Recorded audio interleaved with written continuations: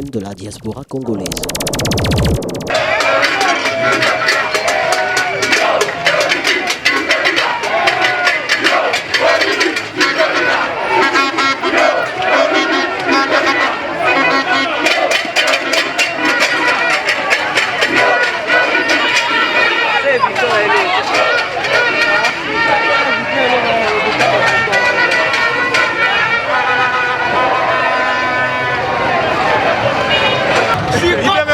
Félicitations!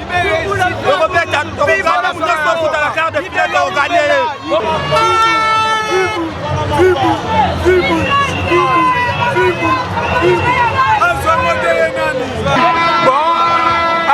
La Léopard. Il y a l'Ibossé à Maroc, les allèves pour les Mamoudou. Il y a mis parler à Côte d'Ivoire. Makanda Papa et Mametolele qui sont nyonso. Oya troisième. Oya troisième. Et ça pour la production à l'Oba qui vient que.